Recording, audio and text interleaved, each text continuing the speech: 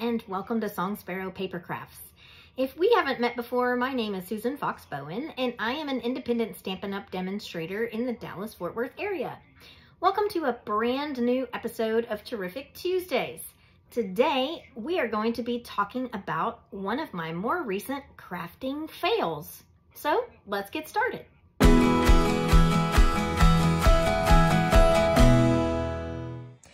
For those of you who follow me on social media, such as Facebook and Instagram, you probably remember the post that I made over the weekend where I was talking about a recent crafting project that went awry, and then I was going to share a little bit more about that with you. And so that is what today's episode of Terrific Tuesdays is all about.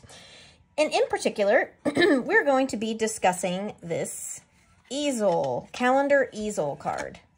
Which, if you look at it, you know, on its face, everyone was like, what is wrong with this calendar? So I'm going to tell you a little bit about how this particular Easel calendar didn't go exactly as I planned, and then what I have done to fix it. So first things first, when you look at it just as it's propped up, you think, wow, that actually looks pretty good. I don't understand why you don't really like it. Part of it is it doesn't really sit at the right angle. But the biggest thing was I took an easel design that it not only did it have a calendar, but it had a Post-it note. And so the idea was that this easel, it was going to prop up a different way. And I thought that I could modify it and get it to prop this direction instead of the easel coming this way. Because this panel would have overhung this little part right here. Well, the only way that I could find to get the easel to stand up was to stack up a bunch of dimensionals on the back. And for me, whenever I'm thinking about a customer on the other end, so like I'm going to offer this in a craft booth, I'll likely put it on in my Etsy store, I think about what that is going to look like to them. And to me, having this dimensional plopped on the back in order to get the easel to stand up isn't a very good finished look when you're thinking about the customer on the other end. So that is why I consider this a crafting fail. So what did I do to make this a more successful easel calendar stand? So let's check it out.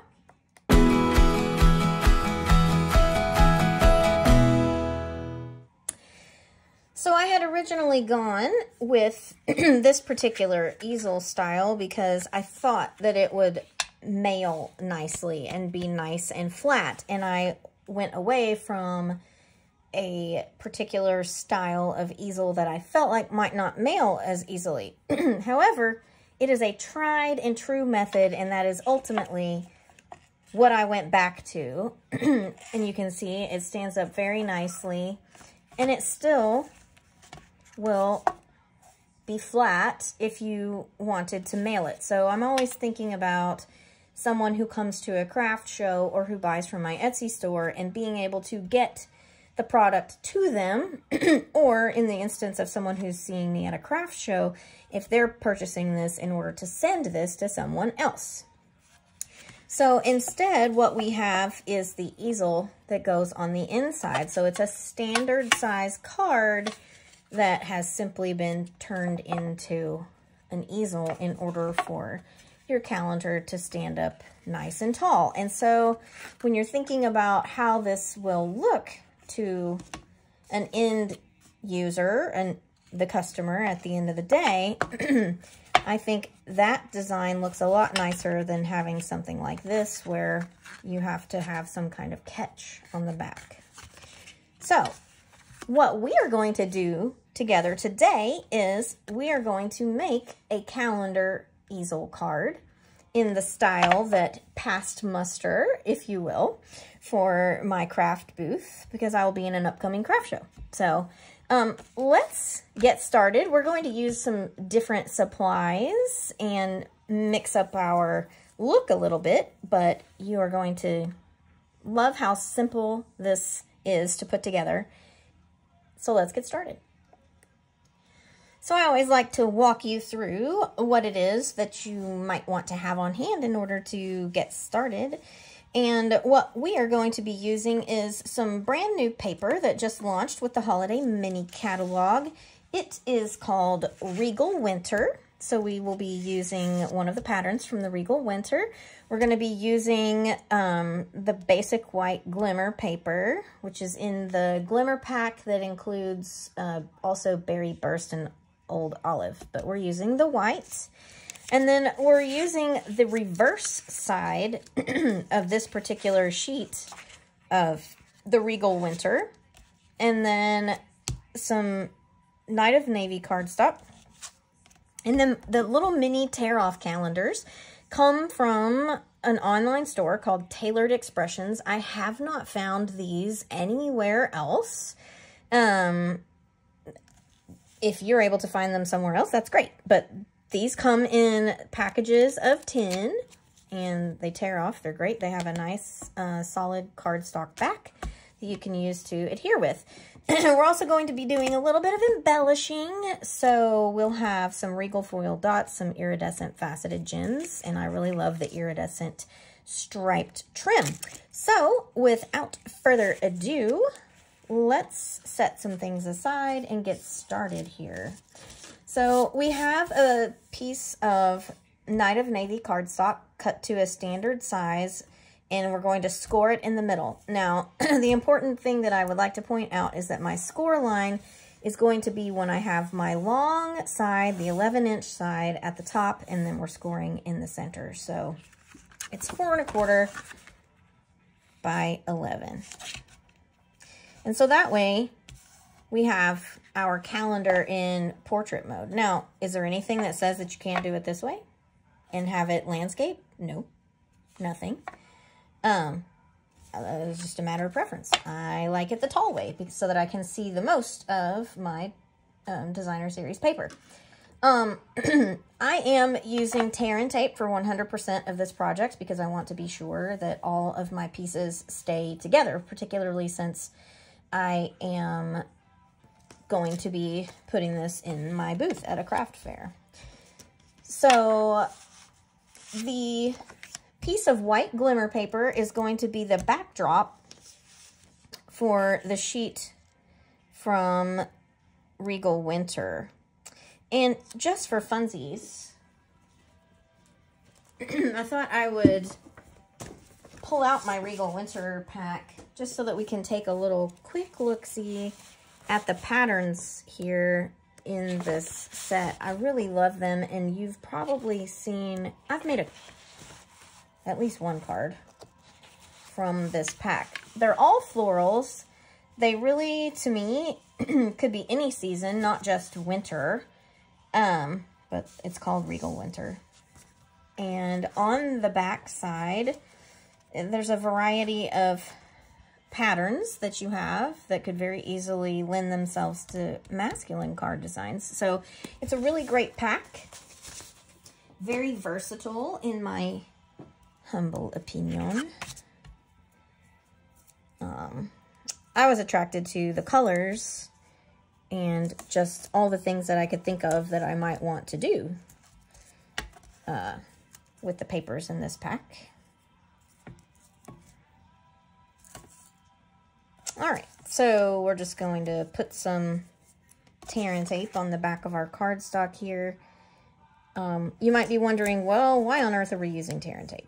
Well, part of the reason is, in my experience, the best adhesive when you're putting something on top of the glimmer paper, especially when it's got a lot of texture like this particular package of glimmer paper does, it really needs something extra sticky.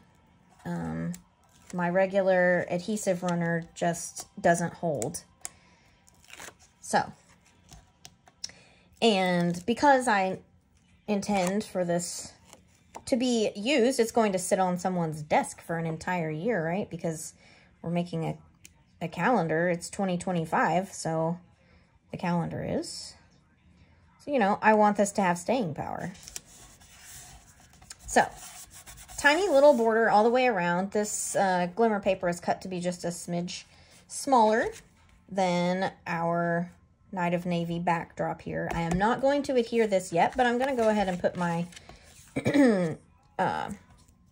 adhesive on the back, just so that is out of the way.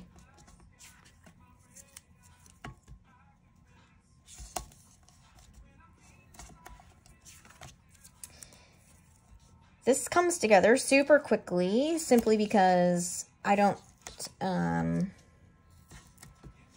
add a sentiment. You certainly could, depending on what your paper looks like, and you know, you could cut a small sentiment panel and put it on there. I have a calendar that a fellow demo sent to me. Naturally, I don't see it right now. Where they did put a sentiment on it. So you certainly could. But in this case, I'm not. I'm just letting the calendar be front and center. So I'm going to go ahead and put some adhesive on the back of my calendar here and adhere it directly to this little piece. Now the calendar is 2 1/4 by 3 inches. I believe I cut my little piece here to be 3/8 of an inch bigger all the way around. So I have a nice border.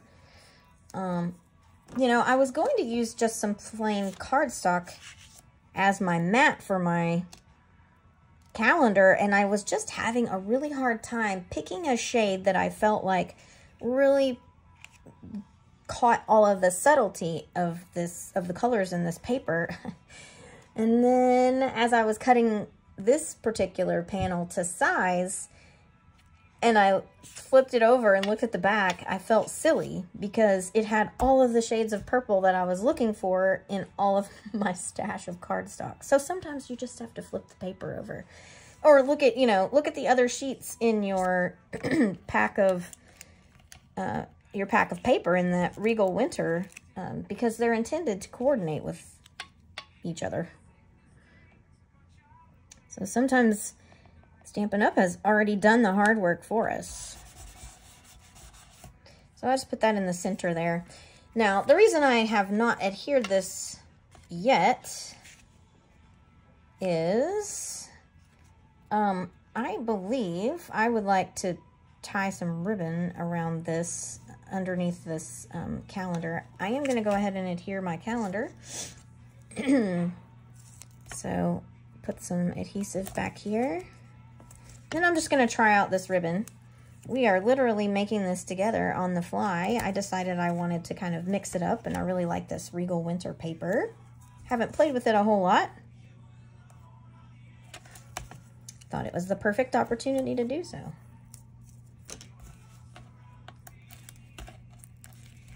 All right.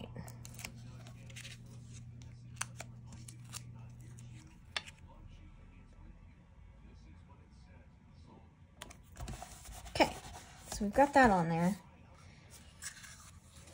And in my mind's eye, this will work. But I always like to try it out, and I'm not going to commit to anything until I know for sure. But I just want to have this little tie of ribbon. I don't want a bow. I just want to kind of tie a knot in it under here, just to give a little bit of sparkle. But let's see how it looks once we get it tied on here, because maybe it doesn't look good. Maybe it ultimately looks silly.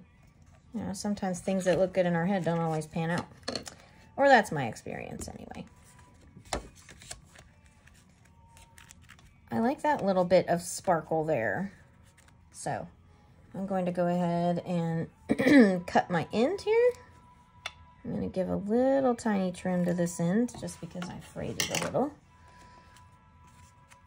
I'm going to kind of get that straightened up a little bit. And that will, of course, stay in place once we get our tear and tape up here.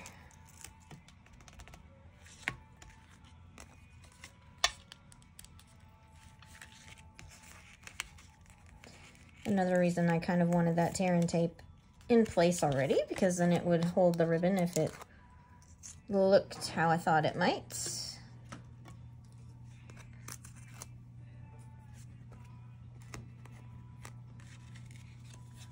All right.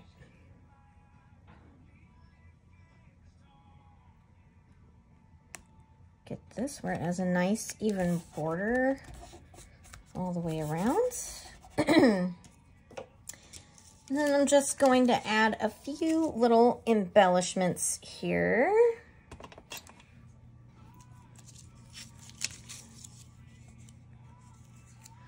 I do kind of want to pull the purples in, so now this is the Regal foil dots. If you buy the full suite bundle, I think it's a suite in the catalog, the Regal foil dots are a part of the Regal winter package, if you will. So I'm just kind of mixing it up a little here, like so. But we are not completely done with our easel, because just as it is, it's not going to stand up all by itself. So we will take a piece, this is a 1/4 panel of Night of Navy. We are going to cut it down so that it is 4 inches. So it'll be 4 by 4 1/4.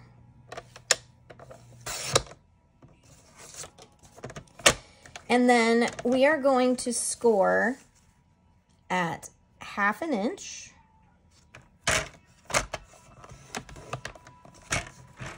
At 2 inches, because that will be the center of our 4 inches.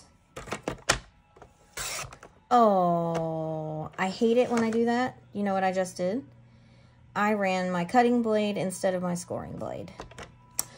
So stand by 1 minute while I get another piece of Night of Navy cardstock. Okay, so let's try that again. We're going to make this be 4 inches. So again, 4 by 4 1/4. We are cutting this time. All right. We're going to score at 1/2 inch. We're going to score at 2 inches. Emphasis for me on the scoring part. And then we're going to score at 3 1/2.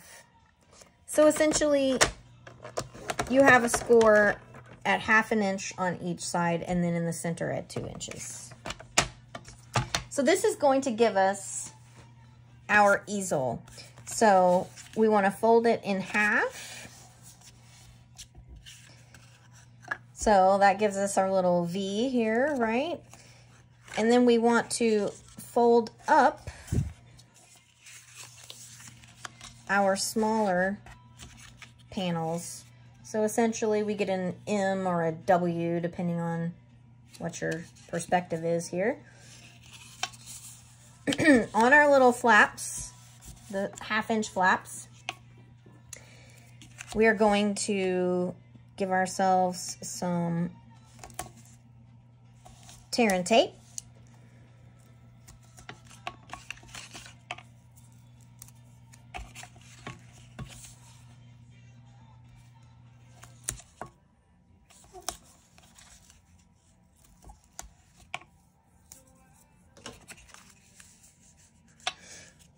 All right. I'm only going to take off one side at a time. I am opening the card, so it would be on the inside. I'm going to line up my bottom fold here and adhere it. And then I like to do the same, flip it over, but you could, I think, probably, if you are good at it. Fold it right over. I'm just not very good at folding it directly over onto the other side. Now what we have is an easel that definitely stands up. It will lie flat and go in an envelope for mailing for anyone who wants to mail it off to a friend. And that, my friends, is how I fixed an easel calendar card that I just didn't feel was meeting the bar, as they say. So I will put up some free PDF instructions. There is a link in the description to this video. Simply click on the link. That'll take you right there. And I appreciate you tagging along with me today to learn about how I fixed something that didn't work for me. I hope that you will pop in next week. If you enjoyed this week's video, please give it a follow here at Song Sparrow Paper Crafts so that you are always in the know about when new content posts. And I will be bringing you something fun next week. So until then, see ya.